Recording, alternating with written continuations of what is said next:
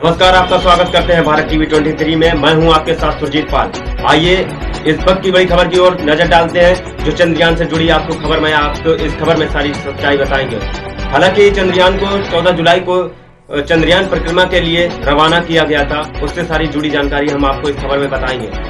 जो इतना लगभग 45 दिन का समय लगाया गया था, चंद्रयान अभी तक कहां पहुंचा। सभी को पूरे विश्व में और पूरे उत्तर प्रदेश में सभी को इस विचार आप लोग सोच रहे होंगे कि चंद्रयान कहां तक पहुंचा होगा, आखिर चंद्रयान किस हालत में होगा। ये हम आपको इस खबर में सारी जानकारी बताएंगे।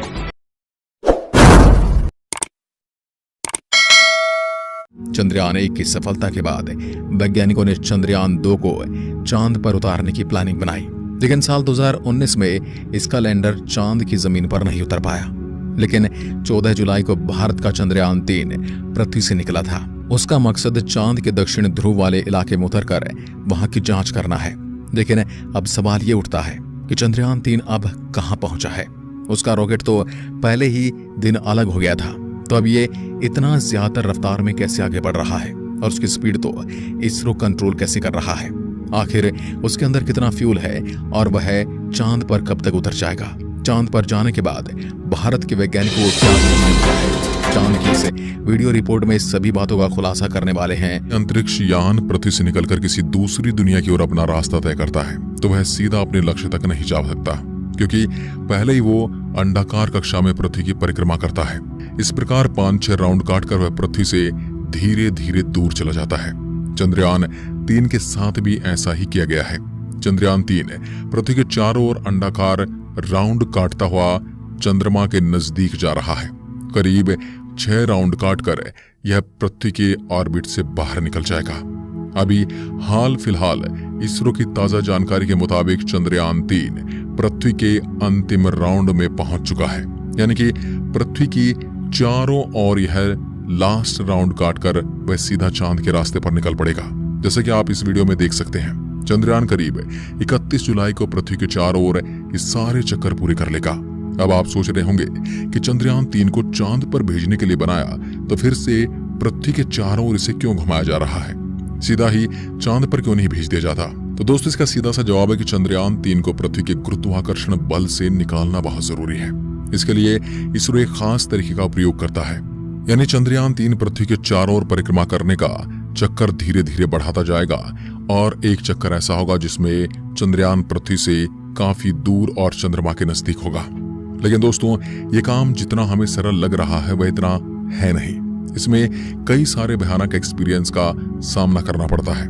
इसके लिए थोड़ा और इसे मुद्दे को गहराई से जानने की कोशिश करते हैं। आपने पूरी प्रक्रिया तो समझ ही ली, लेकिन आप ये समझ नहीं पाए होंगे कि चंद्रयान 3 तो अभी अंतरिक्ष में है, पर इसरो इसकी कक्षा को बदलेगा कैसे। तो हम आपको पहले इसका जवाब दे देते हैं। दरअसल वैज्ञानिकों को इन बातों के बारे में पहले से ही पता होता है, इसलिए इसरो ने चंद्रयान 3 की दिशा और कक्षा बदलने के लिए उसमें थ्रस्टर लगाए थे। इन थ्रस्टर को चालू करके इसरो चंद्रयान 3 की दिशा और गति को नियंत्रित कर सकता है। 31 जुलाई वह तारीख होगी जब चंद्रयान 3 पृथ्वी से 1 लाख किलोमीटर दूर चला जाएगा।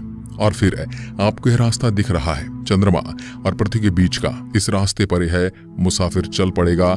इस रास्ते पर लगभग 5 दिन तक यह यात्रा करके चंद्रमा के नजदीक पहुंचेगा और 5 से 6 अगस्त को हमारा चंद्रयान 3 चांद की कक्षा में प्रवेश करने के लिए तैयार हो जाएगा। यहाँ पर वैज्ञानिक फिर से वही प्रोसेस अपनाएंगे और मॉड्यूल सिस्टम को चालू करके थ्रस्टर्स के जरिए इस चांद की कक्षा में इसे स्थापित कर दिया जाएगा। फिर राउंड के जरिए ये धीरे धीरे चंद्रमा के नजदीक जाता चला जाएगा। फिर 17 अगस्त की तारीख को पेलोड, लैंडर और रोवर मॉड्यूल से अलग हो जाएंगे और फिर लैंडर और रोवर चांद के अंडाकार कक्षा में आएंगे। चांद की कक्षा में आने के बाद वैज्ञानिकों का काम इसकी गति को धीमा करना होगा। इसके लिए चंद्रयान 3 में लगे हुए थ्रस्ट को इसकी गति के उल्टी दिशा में चलाया जाएगा और 23 अगस्त को दिन आएगा जब यह मुसाफिर चांद की उस रहस्यमय जगह पर उतर जाएगा। वैज्ञानिकों ने किसी भी समस्या से बचने के लिए कई अलग रास्ते की खोजें भी की हैं।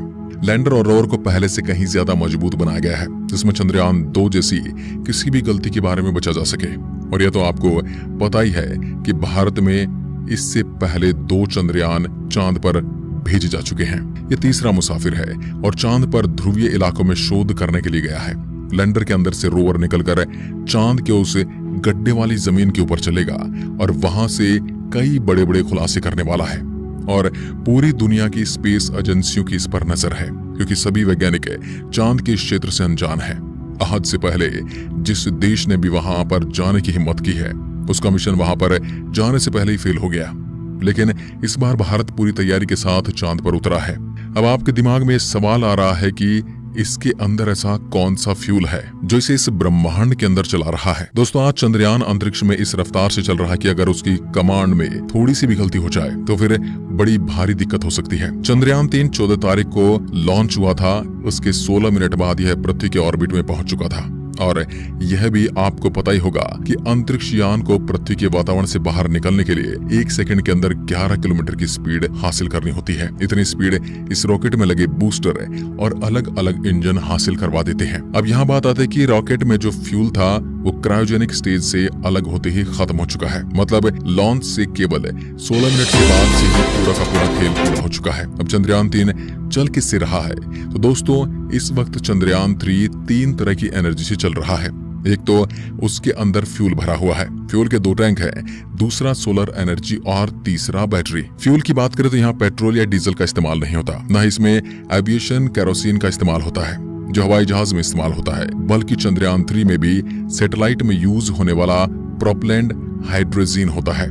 इसको जलाने के लिए नाइट्रोजन टेट्राऑक्साइड का इस्तेमाल किया जाता है। और जब यह पृथ्वी से 1 लाख किलोमीटर दूर चला जाएगा तब वह चांद और पृथ्वी के बीच के सीधे रास्ते पर चलना शुरू कर देगा। और इसी दौरान दोस्तों, इसकी स्पीड, जिसे वैज्ञानिक वेलोसिटी के तौर पर जानते हैं, 40,320 किलोमीटर प्रति घंटा से भी ज्यादा होनी चाहिए, क्योंकि धरती की ऑर्बिट से बाहर जाने के लिए ये बेहद जरूरी है। अगर ऐसा नहीं होता तो हमारी धरती चंद्रयान 3 वापस से अपनी ओर खींच लेगी और ये मिशन बर्बाद हो सकता है। लिहाजा इसरो वैज्ञानिक इसके इंजन को फिर से चालू करेंगे तो इसके प्रपल्शन मॉड्यूल में 2 बड़े इंजन टैंक लगे हुए हैं, जिनको जलाने से ही ऊर्जा मिल रही है।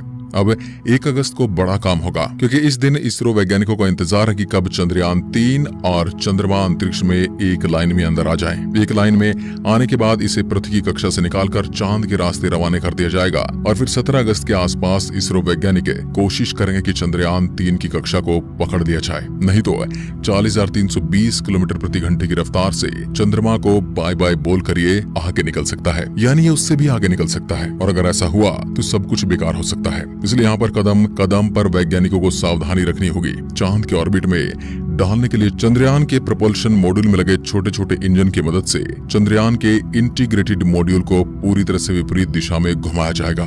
चांद की कक्षा पकड़ने पर धीरे धीरे यह चांद के नजदीक चला जाएगा। 23 अगस्त के दिन वैज्ञानिक अंदाजा लगा रहे हैं कि यह चांद के उस हिस्से में जाकर उतर जाएगा जहां पर आज से पहले कोई नहीं गया है।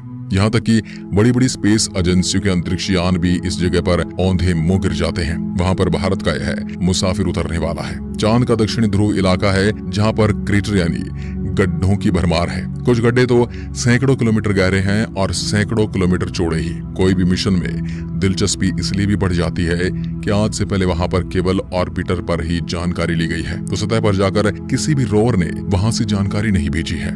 इसलिए अब भारत का यान वहां पर उतरेगा तो वहां पर मौजूद नई नई चीजों के बारे में पता चलेगा। हो सकता है चांद के इस भाग में हम इंसानों के फ्यूचर में काम आने वाली कोई बड़ी एनर्जी सोर्स के बारे में